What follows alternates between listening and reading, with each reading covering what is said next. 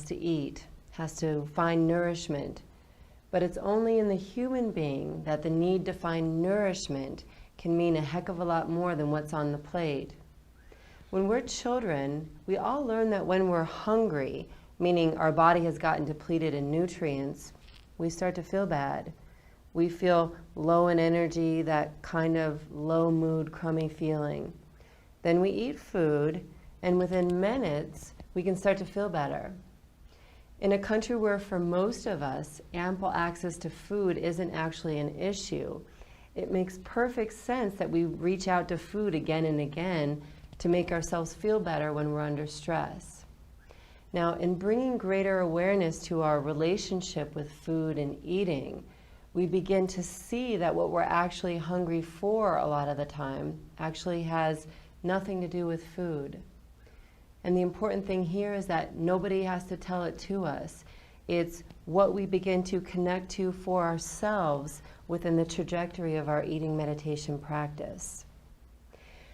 As we develop some familiarity with the comings and goings of our own mind as we eat, which is what happens when we practice an eating meditation, we begin to see these things for ourselves.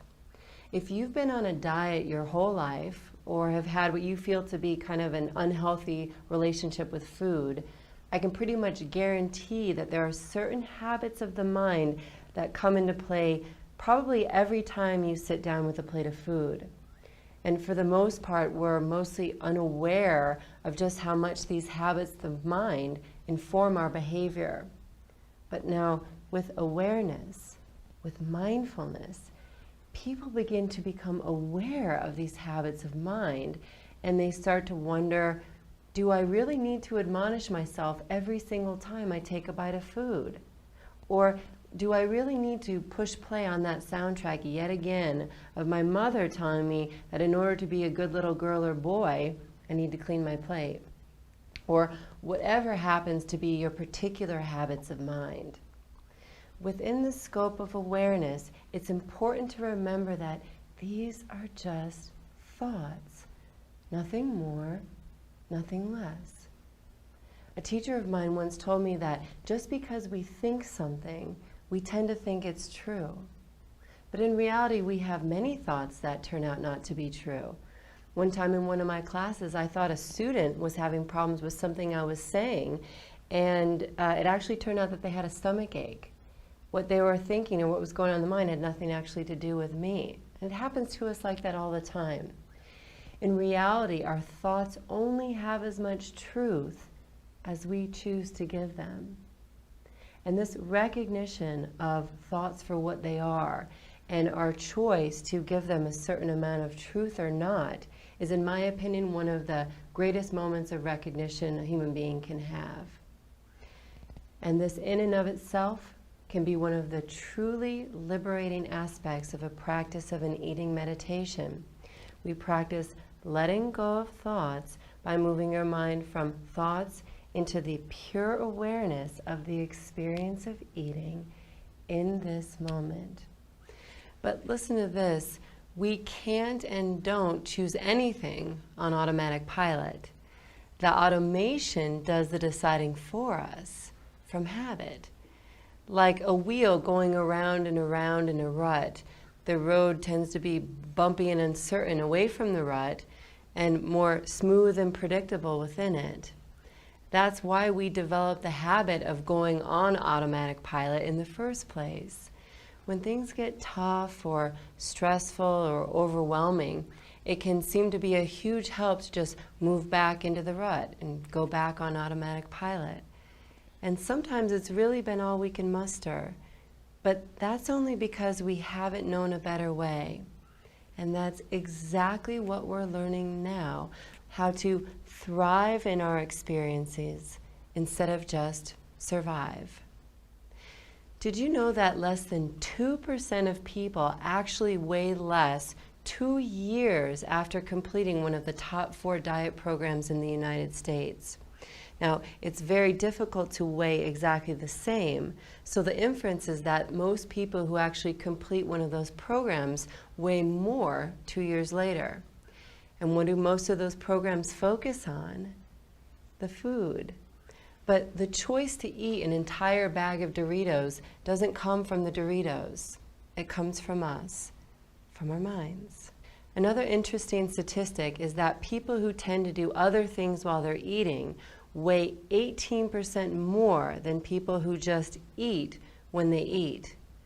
That's 27 pounds on a 150-pound person. That's pretty substantial. There are 4 most common things that people do while they're eating. Watch television, engage in conversation, read a book, and listen to music. Let's take one of those scenarios, eating and watching TV. Say we take our plate of food, which is really an arbitrary amount of food when you look at it. We tend to fill up a plate, so whatever size your plate is generally determines how much food you'll be eating. Also, we always fix our plate of food when we're at our hungriest. Or someone else serves us and they worked extra hard on those mashed potatoes, so we end up with an extra dollop of those on the plate. In any case, the amount of food on our plates tends to be arbitrary in relation to how much food our body actually needs. So say we then take this arbitrary amount of food over to the coffee table and turn on the TV. Now, where is our mind? It's on the TV. And as long as our mind is on something other than eating while we're eating, we will necessarily eat from habit. It's literally how the fork finds our mouths without us having to pay much attention. And if it's been your habit to eat more than your body actually needs, or to eat too fast, or to clean your plate no matter the size of it, then as long as you keep your mind on something other than the experience of eating while you're eating, you are going to continue to repeat your habits. This is truly why, for most of us, change is so hard. Now listen to this. You can only change in the present. You can't change in the past, it's already over and done with. You can't change in the future, hasn't even happened yet. You can only change in the present. And if you don't have the ability to move your mind into the present while you're eating, for example, which is the same thing as turning off the automatic pilot when you eat, you will continue to eat in the same way that you always have. Automatic pilot never enables change, ever. That's the whole nature of automation in the first place. It's programmed behavior so that it can just happen in the same way again and again and again. It's what's easiest in the microcosm, but it's also what creates that sense of deep separation between ourselves and our lives in the long run. Listen to this. Choice is only enabled through awareness. If we were to say walk into our homes after work unaware, our minds will be in whatever state our day enabled. But if we walk into our homes with awareness, we can choose how we want to show up for our families. And the same thing goes for how we eat, for how we do anything really. If we eat on automatic pilot, we will eat and overeat and eat too fast, as is our habit. But if we eat with awareness, we get to choose how to eat, how much to eat, and we can be aware of when our bodies have actually had enough food rather than simply cleaning our plate. This choice of how to live our lives is ours, but we must be present to choose.